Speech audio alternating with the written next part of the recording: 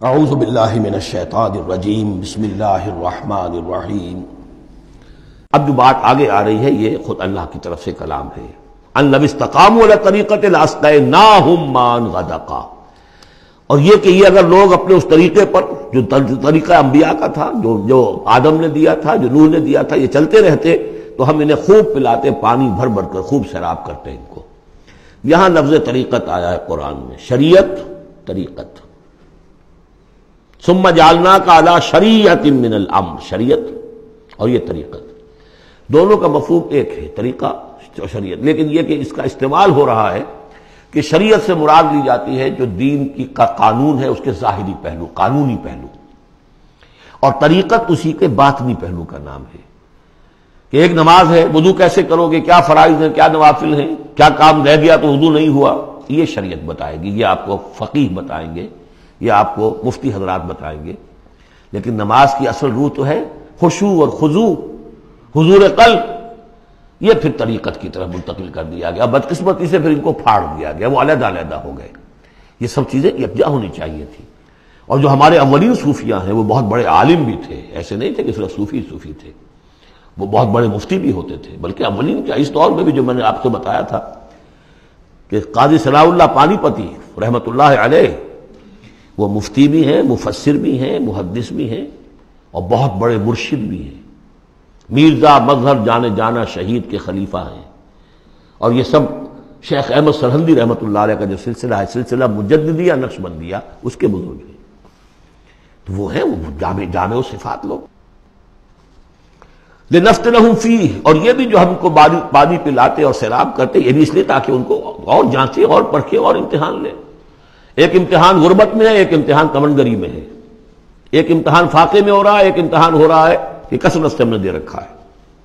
وَمَن يُعْرِضْ عَن ذِكْرِ رَبِّهِ، اور جو کوئی بھی اعراض کرے گا اپنے رب کے ذکر سے، يَسْلُكْهُ عَذَابًا صَعَدًا، تو وہ چلے گا، وہ ڈال دے گا اس کو چڑھتے عذاب میں، اللہ تعالیٰ ایسے عذاب میں صعدا، جس کی شدت بڑھتی چلی جائے گی۔ وَأَنَّ الْمَسَاجِدَ لِلَّهِ فَلَا تَدْعُوا مَعَ اللَّهِ أَحَدًا، اور دیکھو مسجدیں اللہ کے لیے ہیں۔ مسجد سے مراد مسجد سجدے کی جگہ بھی ہے، اور مسجد سے مراد سجدے کے یہ اعضاء بھی ہیں، یہ پیشانی اور یہ ناک اور یہ ہاتھ اور یہ پاؤں، ایڑیاں، وہ پنجے، یہ سارے جو ہیں یہ سجدے کے جو جسم کے حصے ہیں۔ یہ مسجدیں بھی اور سجدے کی جگہ بھی للہ ہے، سب اللہ کی ملکیت ہے۔ فلا تدعوا مع اللہ احد، اللہ کے ساتھ کسی اور الہ کو مت پکارو۔ وانہ لما قام عبد اللہ یدعوہ قالوا یکونون علیہ لبدا، اور یہ اب یہاں پھر قول آ گیا ہے انہی کا جنات کا کہ جب وہ عبداللہ کو ہم نے دیکھا، وہ کھڑا تھا، وہ قرآن پڑھ رہا تھا، وہ نماز پڑھا رہا تھا، لما قام عبداللہ یدعوہ، اسے پکار رہا تھا اللہ کو، اللہ کا بندہ، قالوا یکونون علیہ لبدا، وہ تو ایسے ہو رہے تھے سننے والے گویا کہ اس کے اوپر ٹھٹ کے ٹھٹ جمع ہو جائیں گے وہاں پر، لیکن یہ کہ وہ ایمان نہیں لا رہے تھے۔ قل انما ادعو ربی، کہہ دیجئے اے نبی صلی اللہ علیہ وسلم، دیکھو میں پکارتا ہوں اپنے رب کو، ولا اشرک بہ احدا، اس کے سوا میں کسی اور کو شریک کرنے کے لیے تیار نہیں۔ قل انی لا املک لکم ضرا ولا رشدا، کہہ دیجئے مجھے کوئی اختیار حاصل نہیں ہے تمہارے لیے، نہ کسی نقصان کا اور نہ کسی راہ پر لانے کا، میں تمہیں ہدایت نہیں دے سکتا۔ وہ آیت یاد کر لیجئے، انک لا تہدی من احببت ولیکن اللہ یہدی من یشاء، اے نبی آپ ہدایت نہیں دے سکتے جسے بھی چاہیں، وہ تو اللہ ہی ہدایت دیتا ہے جس کو چاہتا ہے۔ قل انی لن یجیرنی من اللہ احد ولن اجد من دونہ ملتحدا، کہہ دیجئے میں ہرگز نہ پاؤں گا کہ مجھے اللہ کے سوا کوئی پناہ دے سکے، یجیرنی من اللہ احد،